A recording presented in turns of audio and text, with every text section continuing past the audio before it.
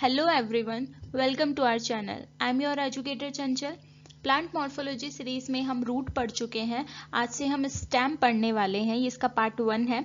सो देखिए क्या होता है जब हमारा सीड जो होता है वो वाटर को एब्जर्व करता है तो सीड कोट जो है वो टूटता है. ठीक है, तो अगर हम यहाँ पे डायग्राम के फॉर्म में समझ के चले तो मान लीजिए कि ये हमारे कॉटिलिडन्स हैं. ठीक है, ये दो कॉटिलिडन्स है. डाइकॉट के केस में होता है दो बीजपत्र देखने को मिलते हैं. मोनोकॉट यानी एक बीजपत्र में सिर्फ एक कॉटिलिडन एक बीजपत्र होता है. ठीक है, तो ये जो अपर पार्ट यहाँ पर होता है इसे कहा जाता है प्लूम्यूल या फिर प्रांकुर कहते हैं.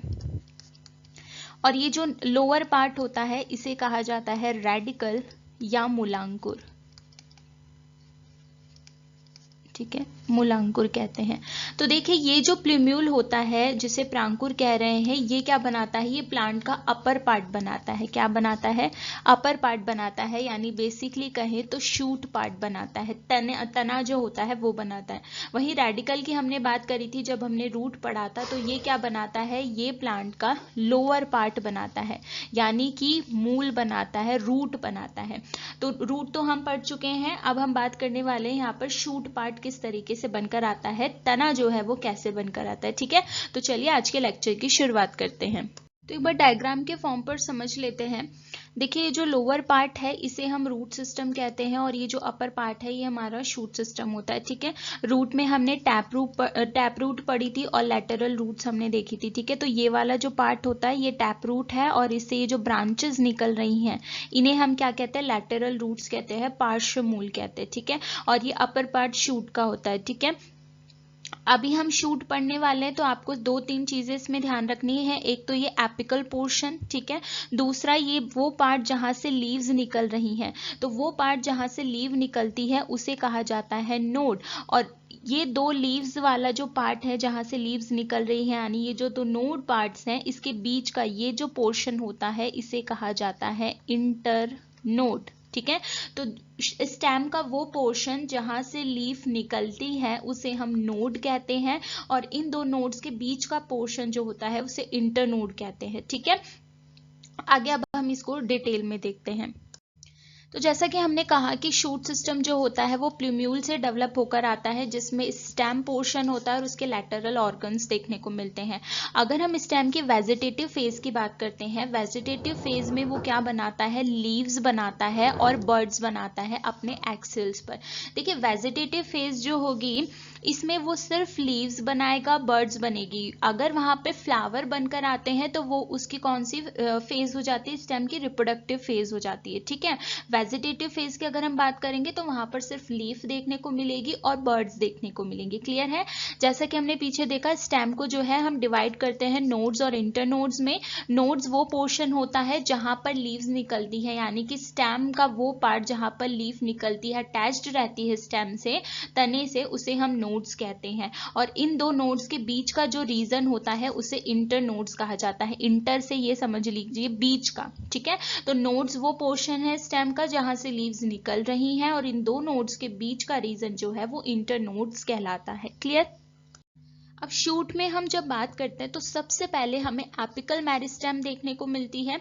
जब हम टिश्यू सिस्टम पढ़ रहे थे तब भी ये चीज मैंने डिस्कस करी थी. एपिकल मेरिस्टेम वो पोर्शन होता है जो पहली चीज तो एपिक्स पे प्रेजेंट होता है और इसकी वजह से शूट की जो है लेंथ हमें देखने को मिलती है. ठीक है, लंबाई में वृद्धि होती है और मेरिस्टेम के कैरेक्टरिस्टिक्स ही यही होते हैं कि ये सेल्स डिवाइड करके नई सेल्स बनाती है जिससे ग्रोथ देखने को मिलती है. ठीक है, और शूट के केस में देख रहे हैं इसीलिए इसे शूट एपिकल मेरिस्टेम यानी कि सैम कहा जाता है. रूट के केस में हमने रैम देखा था. क्लियर है, तो shoot apical meristem terminal meristem होती है, ये ध्यान रखना. जब आप रूट के केस में देखते हो तो जो हमारी रूट एपिकल मेरिस्टेम थी, एपिकल नाम है लेकिन फिर भी वो टर्मिनल पोजीशन पर नहीं थी. क्यों नहीं थी, क्योंकि वहां पर हमें रूट कैप टर्मिनल पोजीशन पर देखने को मिल रहा था, वो सब टर्मिनल पोजीशन पर थी. ठीक है, बट अगर हम शूट के केस में बात करते हैं तो ये जो सैम होती है वो टर्मिनल पोजीशन पर होती है. यहाँ पर सबसे आगे वाला जो भाग होता है वो हमारा ये एपिकल मेरिस्टेम का ही होता है. ठीक है, तो ये क्या करती है, मेरिस्टेमेटिक सेल्स है तो नई सेल्स जो है ये कॉन्टिन्यूसली बनाती रहती है, नए टिश्यूज बनाती रहती है जिसकी वजह से क्या है, प्लांट के ऑर्गन्स वहां पर बनकर आते हैं एपिक्स पोर्शन पर. क्लियर है. Self determining autonomous organizing centre होते हैं ये प्लांट्स के, ठीक है। अब यहाँ पर क्या है, मेरिस्टेम जैसे कि हमने कहा इनके पास इनडेफिनिट ग्रोथ करने की पोटेंशियल होती है, डेवलपमेंट करती है, लीव्स बनाती है, बर्ड्स बनाती है, ठीक है, और उससे ब्रांचेस और ये सारी चीजें देखने को मिल जाती है। क्लियर है? तो शूट एपिकल मेरिस्टेम को समझने के लिए हम कुछ थ्योरीज देख लेते हैं जो इससे रिलेटेड दी गई थी, ठीक है। इसमें हमें समझ में आएगा कि भाई इसमें कौन कौन सी मेरिस्टेम कहाँ पर प्रेजेंट होती है, कौन कैसे पार्ट बनाती है शूट का, ठीक है। तो सबसे पहली थ्योरी जो यहाँ पर आती है वो आती है apical cell theory. Apical cell theory जो है रूट के केस में भी देखने को मिलती है और सेम नगैली ने ही इस थ्योरी को यहाँ पर भी दिया है, ठीक है। क्वेश्चन पूछा जाता है कि एपिकल सेल थ्योरी जो है वो किसने दी है, तो नगैली ने दी है। तो इन्होंने क्या कहा कि एक सिंगल एपिकल सेल होती है, वही एपिकल मेरिस्टेम जो होती है उसकी स्ट्रक्चरल और फंक्शनल यूनिट होती है और पूरा प्रोसेस जो है ग्रोथ का यही गवर्न करती है, ठीक है। तो इन्होंने कहा कि सिर्फ एक ही सेल है, सिंगल एपिकल सेल है, जिससे हमें ग्रोथ सारी देखने को मिल जाती है, ठीक है। एक बार क्वेश्चन यहां से भी पूछा गया था कि ये किसके लिए एप्लीकेबल है ये थ्योरी, तो ये हमें एल्गी, मेजोरिटी ऑफ ब्रायोफाइट्स और टेरिडोफाइट्स में देखने को मिलता है। एंजियोस्पर्म के केस में हमें ऐसा कुछ देखने को नहीं मिलता है, तो ये इनके लिए एप्लीकेबल नहीं है। क्लियर है यहां से? नेक्स्ट थ्योरी जो इसमें आती है वो है हिस्टोजन थ्योरी, ठीक है। ऐसी ही कुछ थ्योरी हमने रूट के केस में भी देखी थी।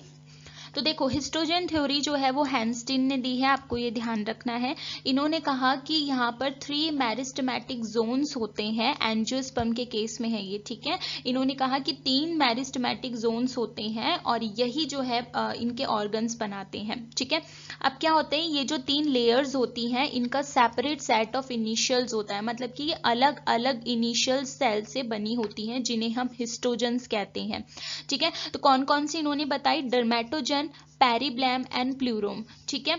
अगर मैं डर्मेटोजन के केस में बात करती हूं तो डर्मेटोजन जो होती है ये हमारी आउटर मोस्ट होती है, सबसे बाहरी वाली जो होती है वो यही होती है। अब सबसे बाहर वाली है तो ये क्या बनाती है, तो ये हमारी बनाती है जो हमें एकदम कॉर्नर पर देखने मतलब आउटर लेयर देखने को मिलती है, एपिडर्मिस। एपिडर्मिस बनाती है, ठीक है। डर्म से भी इसका जो है पता चल रहा है, बाह्य त्वचा बनाती है, ठीक है। तो डर्मेटोजन इन्होंने कहा आउटर मोस्ट होती है, एपिडर्मिस बनाती है। वहीं अगर हम सेकंड बात करते हैं पेरिब्लेम की, तो पेरिब्लेम जो होती है वो मिडल में देखने को मिलती है, बीच में होती है, ठीक है, मिडल में होती है। अब भाई मिडल में है तो ये क्या बनाएगी, मिडल में हमें कॉर्टेक्स देखने को मिलता है तो ये कॉर्टेक्स का पोर्शन बनाती है, ठीक है।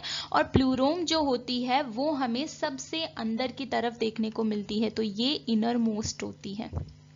इनर मोस्ट लेयर कौन सी है, प्लूरोम है। अब ये इनर मोस्ट है तो ये कौन सा बनाएगी, तो ये सेंट्रल सिलेंडर पार्ट बनाती है, सेंट्रल सिलेंडर पोर्शन बनाती है, जिसमें हमें वेसिकुलर टिश्यू देखने को मिलते हैं, जाइलम हो गया, फ्लोएम हो गया, पिथ पोर्शन हो गया, वो ये सब बनाती हैं, ठीक है। अगर हम देखें इनकी किस तरीके से लोकेशन होती है, तो देखो डर्मेटोजन कहा इन्होंने आउटर मोस्ट है, तो भाई ये जो है ये आउटर मोस्ट लेयर है, इसे हम डर्मेटोजन नाम दे देते हैं। ये डर्मेटोजन हो गई, ये शूट एपिक्स है, ठीक है। तो ये डर्मेटोजन हो गई। अब इन्होंने कहा कि मिड पोर्शन किसका है, पेरिब्लेम का है, तो ये मिड पोर्शन किसका हो जाएगा, पेरिब्लेम का हो जाएगा, ठीक है। फिर उन्होंने कहा कि इनर मोस्ट कौन सी है, प्लूरोम है, तो ये इनर मोस्ट वाला पोर्शन है, ये किसका हो जाएगा, ये हमारी प्लूरोम हो जाती है, ठीक है। तो हिस्टोजन थ्योरी में 3 सेपरेट जो है 3 इन्होंने मेरिस्टेमेटिक जोन्स बताए, डर्मेटोजन, पेरिब्लेम, प्लूरोम। डर्मेटोजन आउटर मोस्ट है, ये हमें यहाँ पर दिख रही है, ये एपिडर्मिस बनाती है। पेरिब्लेम जो होती है वो मिडल में होती है, ये कॉर्टेक्स पोर्शन बनाती है। और प्लूरोम जो होती है वो इनर मोस्ट होती है, जो कि सेंट्रल सिलेंडर पार्ट बनाती है, जिसमें जाइलम, फ्लोएम और पिथ पोर्शन देखने को मिल जाता है। क्लियर है यहाँ पर? नेक्स्ट थ्योरी यहाँ पर आती है सैम से रिलेटेड, वो है ट्यूनिका कॉर्पस थ्योरी। ये किसने दी थी, तो ये शिम्ट ने दी थी, आपको ये ध्यान रखना है, ठीक है। अब इन्होंने कहा कि जो एंजियोस्पर्म का शूट एपिक्स होता है उसमें 2 जोन्स होते हैं, एक होता है ट्यूनिका और एक होता है कॉर्पस। ट्यूनिका को इन्होंने कहा कि ये पेरीफेरल जोन होता है, पेरीफेरी पर होता है, तो जैसे ये हम मान लेते हैं कि ये हमारा शूट एपिक्स है, ठीक है। तो इन्होंने कहा पेरीफेरी जोन कौन सा है, ट्यूनिका, तो ये पेरीफेरी जोन है, ये हमारा ट्यूनिका हो जाता है, ये वाला पोर्शन, ठीक है। अब यहाँ पर जो सेल्स होती हैं ट्यूनिका में वो 1 और मोर लेयर्स में होती है, रेगुलरली अरेंज्ड सेल्स होती हैं। और ट्यूनिका में डिवीजन कैसा है, एंटी क्लीनल डिवीजन है। एंटी क्लीनल डिवीजन क्या होता है, जैसे मान लीजिए ये मेरी कोई सेल है तो एंटी क्लीनली जब ये डिवाइड करती है तो इस तरीके से डिवीजन देखने को मिलता है, ठीक है। ये 2 सेल इस तरीके से बनकर आती है। उसके बाद इन्होंने कहा कि जो कॉर्पस पोर्शन होता है वो इनर कोर होती है, यानी कि ये वाला जो पोर्शन होता है ये वाला, ये क्या है हमारा, ये हमारा कॉर्पस है। और ये जो कॉर्पस वाली सेल्स होती हैं वो वेरियस प्लेन में डिवाइड करती हैं। मतलब ऐसा नहीं है कि भाई जो है ये एक सेल है तो वो डिवाइड करके यूं 2 सेल्स बनाती है, ये वेरियस प्लेन में डिवाइड कर सकती हैं, ठीक है। तो ये ट्यूनिका कार्पस थ्योरी है, शिम्ट ने दी। इन्होंने कहा कि शूट एपिक्स में 2 जोन होते हैं, ट्यूनिका और कार्पस। ट्यूनिका पेरिफेरल जोन होता है और इसमें एंटी क्लीनल डिविजन्स होते हैं। कॉर्पस जो है वो इनर कोर पे होता है और इसमें वेरियस प्लेन में डिवीजन होते हैं। क्लियर है। ट्यूनिका कार्पस थ्योरी में अगर हम इनिशियल सेल्स की बात करते हैं, मतलब कि ये कैसे बनकर आती है ट्यूनिका और कार्पस, तो वहां पर एक कॉन्सेप्ट आता है एपिकल इनिशियल ग्रुप और zone of initial cells. So tunica and corpus जो होते हैं उनके सेपरेट इनिशियल्स होते हैं, मतलब कि ये अलग अलग इनिशियल सेल से बनकर आती है, ठीक है, जो कि एक दूसरे के साथ जो है जुड़े हुए होते हैं टिप पोर्शन पर, ठीक है। अलग अलग सेल से बनकर आ रहे हैं, इनके इनिशियल्स अलग हैं। इनिशियल्स का मतलब वो है जिनसे ये बनकर आती हैं, जिन सेल से ये बनकर आती हैं, ठीक है। तो क्या है कि वो अलग अलग होते हैं लेकिन एक साथ एपेक्स के टिप पर प्रेजेंट होते हैं। और ये जो इनिशियल सेल्स होती हैं इनमें क्या होता है, लार्जर साइज होती है। कैसी होती है, इनकी साइज बड़ी होती है और वैक्यूलेटेड होती है। अब जाहिर सी बात है अगर कोई भी सेल वैक्यूलेटेड है तो क्या होगा कि उसका स्टेन कैसा होगा, लाइटर होगा। देखो वैक्यूलेटेड का मतलब क्या है, उसमें वैक्यूल्स प्रेजेंट होती है, रसधानी प्रेजेंट होती है। तो जैसे अगर मैं मान लेती हूँ कि ये मेरी कोई सेल है, ठीक है, और ये वैक्यूलेटेड है, ये इतना पोर्शन जो है वैक्यूल का आ जाता है, तो अगर मैं इसको स्टेन करूंगी तो वो लाइटर स्टेन होगा, क्योंकि ये पोर्शन क्या है, वैक्यूल्स है, रसधानी है, वहां पर मटेरियल इतना ज्यादा नहीं है, तो डार्क स्टेन नहीं आएगा, वहां पर लाइटर स्टेन आएगा, ठीक है। तो ये जो इनिशियल सेल्स होती हैं लार्ज साइज की होती हैं, वैक्यूलेटेड होती हैं, इसीलिए लाइटर स्टेन हमें देखने को मिलता है, ठीक है। ट्यूनिका कार्पस से रिलेटेड एक और कॉन्सेप्ट यहाँ पर या हाइपोथेसिस आ जाता है, मेंटल कोर हाइपोथेसिस, ठीक है। ये पॉफेमन चान ने दिया था, यहाँ से भी क्वेश्चन पूछा जाता है। इन्होंने कहा कि हमें 2 रीजन देखने को मिलते हैं एंजियोस्पर्म के शूट एपिक्स में। कौन कौन से होते हैं, एक होता है मेंटल और एक होता है कोर। अब इन्होंने कहा कि जितनी भी आउटर लेयर्स होती हैं एपिक्स पोर्शन की, जितनी भी बाहरी सतह होती है, स्तर होते हैं, वो सब क्या है, मेंटल है। और ट्यूनिका पार्ट जो है मेंटल का, वो लेयर्स हैं जो कि सिर्फ एंटी क्लीनली डिवाइड कर रही हैं। यानी कि इन्होंने कहा कि ट्यूनिका वाली जो लेयर्स हैं वो सारी ही आउटर लेयर ट्यूनिका नहीं होती हैं। आउटर लेयर्स जो होती हैं मेंटल होती हैं, और उन मेंटल में वो लेयर्स जो कि सिर्फ एंटी क्लीनली डिवाइड कर रही हैं वो ट्यूनिका होती हैं, ठीक है। बाकी का जो मेंटल के सराउंडेड पार्ट जो होता है, मतलब मेंटल जिस पार्ट को सराउंड करता है सेंटर का मास ऑफ सेल, जो कि वेरियस प्लेन में डिवाइड कर रही है। अब कोई भी सेल अगर वेरियस प्लेन में डिवाइड करती है तो वो क्या है, मास ऑफ सेल बना लेती है, ठीक है, क्योंकि उनका क्या है, हमें कोई पैटर्न देखने को नहीं मिलता है, ठीक है। तो उसे इन्होंने क्या कहा, कोर कह दिया, ठीक है। तो मेंटल कोर हाइपोथेसिस रिलेटेड तो इसी से है, ट्यूनिका कार्पस से। बट ट्यूनिका क्या कहते हैं, ट्यूनिका कार्पस में क्या कहते हैं कि कॉर्पस जो है सेंटर पार्ट हो गया और पेरिफेरल रीजन जो है वो ट्यूनिका होता है। बट इन्होंने कहा कि जो आउटर लेयर्स होती हैं एपिक्स की वो मेंटल होती है। ट्यूनिका उन मेंटल लेयर्स को कहते हैं जिनकी सेल एंटी क्लीनली डिवाइड कर रही हो। बाकी सेंटर पार्ट क्या है, कोर होता है। क्लियर है यहाँ पर। अब नेक्स्ट हम यहाँ पर बात करते हैं, नेक्स्ट थ्योरी आती है हिस्टोजेनिक लेयर थ्योरी। हिस्टोजेनिक लेयर थ्योरी डरमन ने दी थी। देखिए आप इन सब के नाम याद रखिएगा, कौन सी थ्योरी किसने दी है, क्योंकि डायरेक्ट क्वेश्चन पूछे जाते हैं, ठीक है। अब हिस्टोजन लेयर थ्योरी में डरमन ने कहा कि यहाँ पर 3 बेसिक हिस्टोजेनिक लेयर्स होती हैं। कौन कौन सी, तो सबसे पहले इन्होंने नाम दिया L1 लेयर। अब ये जो L1 लेयर होती है ये क्या बनाती है, ये एपिडर्मिस पोर्शन बनाती है। क्या बनाती है, एपिडर्मिस पोर्शन बनाती है। एपिडर्मिस पोर्शन बनाती है, किस किस का एपिडर्मिस बनाती है, स्टेम का भी एपिडर्मिस बनाती है और लीव्स की भी एपिडर्मिस बनाती है, ठीक है। तो पहली लेयर तो कौन सी हो गई, L1 हो गई, जो कि स्टेम और लीव्स की एपिडर्मिस बनाती है। उसके बाद सेकेंड लेयर इन्होंने नाम दिया L2। अब ये जो लेयर होती है वो क्या बनाती है, वो हाइपोडर्मिस बनाती है, हाइपोडर्मिस बनाती है। हाइपोडर्मिस जो होती है ये हमारी 1 to 3 लेयर्स की होती है, ठीक है। 1 से 3 स्तर की देखने को मिलती है हाइपोडर्मिस, किसकी, स्टेम पोर्शन की, स्टेम पोर्शन की। और थर्ड लेयर कौन सी बताई इन्होंने, थर्ड लेयर जो है ये इन्होंने बताई है वो जो कि क्या बनाती है, वेसिक्युलर टिश्यू, वेसिक्युलर टिश्यू बनाती है, वेसिक्युलर टिश्यू बनाती है और क्या बनाती है, पिथ पोर्शन बनाती है, यानी कि सेंट्रल सिलेंडर पार्ट बनाती है। तो हिस्टोजेनिक लेयर थ्योरी में डरमन ने कहा कि 3 हिस्टोजेनिक लेयर्स होती है सभी एंजियोस्पर्म प्लांट्स में। कौन कौन सी होती हैं, L1, L2, L3। L1 epidermis बनाती है स्टेम एंड लीव्स का, L2 हाइपोडर्मिस बनाती है जो कि 1 to 3 लेयर्स वाली होती है, और L3 जो होती है वो वेसिकुलर टिश्यू और पिथ पोर्शन बनाती है, यानी कि सेंट्रल सिलेंडर पार्ट बनाती है। क्लियर है। उसके बाद नेक्स्ट थ्योरी आती है यहाँ पर एन्युई इनिशियल मेरिस्टेम डी एटेंटे थ्योरी। ये थ्योरी किसने दी थी, बुवेट ने दी थी। इन्होंने कहा कि जो एंजियोस्पर्म का शूट एपिक्स होता है उसमें 3 डिस्टिंक्ट रीजन होते हैं। कौन कौन से, एन्युई इनिशियल्स, मेरिस्टेम डी एटेंटे एंड मेरिस्टेम मेडुलरी, ठीक है। सबसे पहले बात करते हैं एन्युई इनिशियल की। तो एन्युई इनिशियल के लिए इन्होंने कहा कि ये जो पोर्शन होता है वो पेरीफेरल एक्टिव जोन होता है, ठीक है। तो ये एन्युई इनिशियल जो है पेरीफेरी पे प्रेजेंट होता है और एक्टिव जोन होता है। एक्टिव जोन का मतलब क्या है कि यहाँ पर हमें डिवीजन देखने को मिल रहा होता है, ठीक है। उसके बाद सेकंड इन्होंने कौन सा बताया, मेरिस्टेम डी एटेंटे। ये इन्होंने क्या कहा कि ये वेटिंग मेरिस्टेम वाला जोन होता है। वेटिंग मेरिस्टेम का मतलब क्या है कि यहाँ पर डिवीजन नहीं हो रहा है, ये वेटिंग में है, ठीक है। डिवीजन कहाँ देखने को मिल रहा है, पेरिफेरल एक्टिव जोन एन्युई इनिशियल में। मेरिस्टेम डी एटेंटे वाला जो पोर्शन होता है यह वेटिंग मेरिस्टेम होता है, यानी कि ये एक्टिव तब होता है जब हमारे इनफ्लोरोसेंस या टर्मिनल फ्लावर का फॉर्मेशन होता है।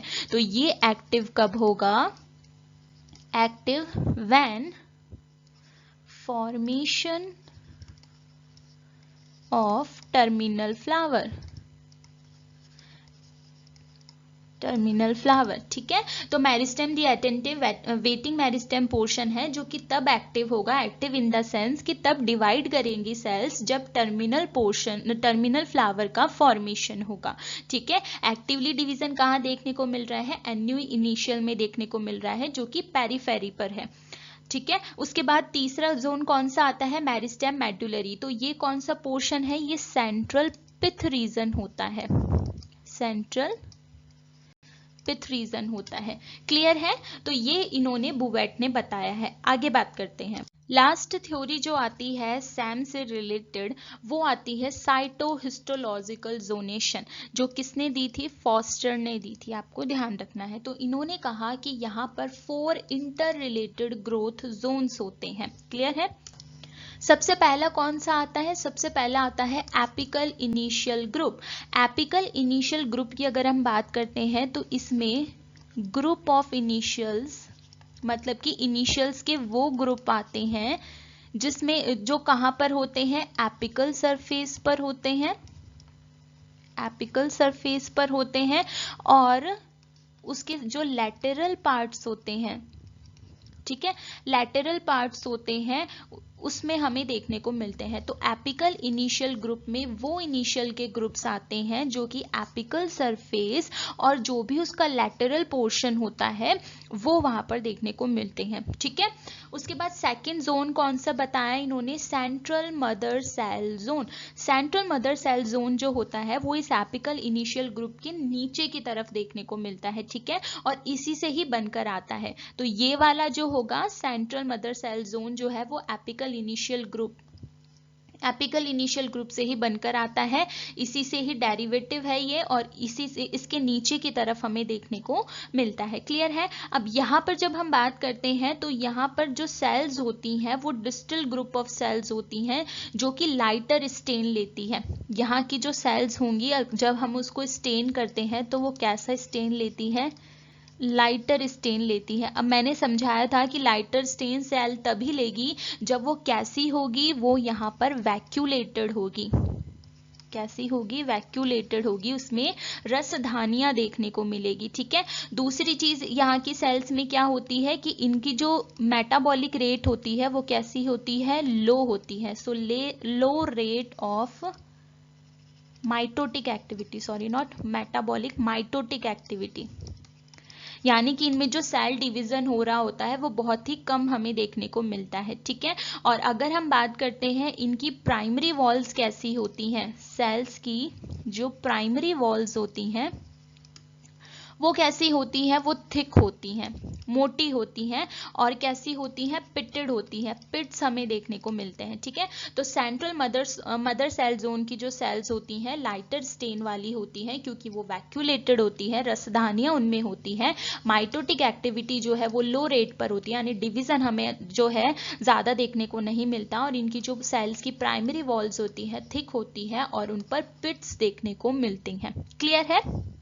अब दो जोन तो हो गए, थर्ड जोन कौन सा होता है, रिब मेरिस्टेम का होता है। ये जो रिब मेरिस्टेम का जोन है इसे फाइल मेरिस्टेम भी कहा जाता है। क्या कहा जाता है, फाइल मेरिस्टेम। जब मैंने टिश्यू सिस्टम पढ़ाया था तब भी इस चीज को वहां पर डिस्कस किया था। ठीक है। तो रिब मेरिस्टेम को फाइल मेरिस्टेम या फिर पिथ मेरिस्टेम भी कहते हैं, पिथ मेरिस्टेम भी कहते हैं। क्लियर है। अब ये जो रिब मेरिस्टेम होती है सेंट्रल मदर सेल वाला जो जोन था उसी से ही बनकर आती है। ठीक है।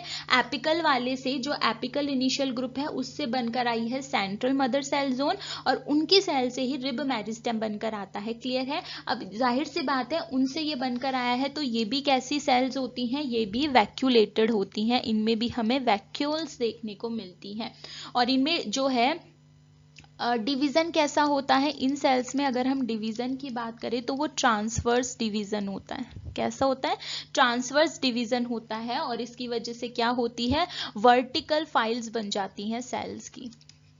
क्लियर है। सो रिब मेरिस्टेम को फाइल मेरिस्टेम और पिथ मेरिस्टेम भी कहते हैं। ये सेंट्रल मदर सेल जोन वाली सेल से ही बनकर आती हैं। ये सेल्स वैक्यूलेटेड होती हैं, इनमें ट्रांसफर डिवीजन होता है जिससे कि वर्टिकल फाइल्स ऑफ सेल बनती हैं। ठीक है। लास्ट रीजन जो इन्होंने बताया वो है पेरिफेरल मेरिस्टेम का। पेरिफेरल मेरिस्टेम को जो है हम फ्लैंक मेरिस्टेम भी कहते हैं। क्या कहा जाता है, फ्लैंक मेरिस्टेम। हम नाम ध्यान रखना किस मेरिस्टेम को और क्या कहा जा रहा है। ठीक है। सो पेरिफेरल मेरिस्टेम को यहाँ पर फ्लैंक मेरिस्टेम भी कहा जाता है। अब इस पेरिफेरल की अगर हम बात करते हैं तो इसका कुछ पोर्शन जो होता है वो तो किससे बनकर आता है, एपिकल इनिशियल से बनकर आता है। ठीक है। कुछ पोर्शन जो है वो तो एपिकल इनिशियल से बनता है, और कुछ पोर्शन जो होता है वो सेंट्रल मदर सेल से बनता है। ठीक है। थर्ड जो लेयर थी हमारी फाइल मेरिस्टेम वाली वो तो पूरी की पूरी सेंट्रल मदर सेल जोन से बन रही थी। ठीक है। लेकिन पेरिफेरल मेरिस्टेम का कुछ पोर्शन तो एपिकल इनिशियल ग्रुप से बनकर आता है, और कुछ पोर्शन जो होता है वो सेंट्रल मदर सेल जोन से बनकर आता है। ठीक है। अब यहाँ पर हम बात करते हैं तो ये जो सेल्स होती हैं इनको जब आप स्टेन करते हो तो स्टेन करने पर ये डेंसली स्टेन होती है, डेंसली स्टेन होती है। अब कोई भी सेल डेंसली स्टेन कब होगी, जब उसमें मटेरियल जो है वो अच्छा खासा देखने को मिले, तभी तो वो स्टेन को लेता है। और ऐसा कब हो सकता है, जब वो माइटोटिकली एक्टिव हो। माइटोटिकली एक्टिव का मतलब क्या है कि वो डिवाइड कर रही हो, सेल्स डिवीजन कर रही हो। ठीक है। तो पेरिफेरल मेरिस्टेम के केस में जब आप बात करोगे तो ये फ्लैंक मेरिस्टेम, पहली चीज तो इन्हें कहा जाता है इसका कुछ portion apical initial zone cell से बनता है, कुछ portion central mother cell zone से बनता है। ये डेंसली स्टेन होती हैं, माइटोटिकली एक्टिव है, यानी कि यहाँ पर जो सेल्स प्रेजेंट है वो क्या है, डिवाइड कर रही है। अब पेरिफेरल मेरिस्टेम के केस में एक चीज आपको ध्यान रखनी है कि जब यहाँ पर डिवीजन होता है तो उससे किसका फॉर्मेशन होता है, तो यहाँ पर फॉर्मेशन होता है लीफ प्रिमोडिया का। लीफ प्रिमोडिया का जो है यहाँ पर फॉर्मेशन होता है। लीफ प्रिमोडिया वो पार्ट है जो आगे चलकर लीफ बनाएगा। क्लियर है? तो ये स्टेम से रिलेटेड सारी थ्योरीज हैं जो हमने देख ली हैं। सो आज के लेक्चर में इतना ही। आपने अच्छे से समझ लिया होगा सैम जो है उसमें कौन कौन से पोर्शंस देखने को मिलते हैं, किस तरीके की थ्योरीज दी गई हैं, थ्योरीज किसने दी है, किसने क्या कहा है, आपको सबको ध्यान रखना है क्योंकि डायरेक्ट क्वेश्चन पूछे जाते हैं। मैंने अच्छे से समझाया भी है आपको, ठीक है। नेक्स्ट लेक्चर जो होगा उसमें हम शूट एपिक्स के रीजन्स को पढ़ेंगे। वेजिटेटिव शूट एपिक्स के कैसे टाइप्स होते हैं वो हम देखेंगे क्योंकि उससे भी क्वेश्चन बहुत पूछे जाते हैं, ठीक है। So do not forget to like, share, comment करके जरूर बताना आपको लेक्चर कैसे लग रहे हैं। सब्सक्राइब कर लेना and stay tune for upcoming interesting lectures. Thank you.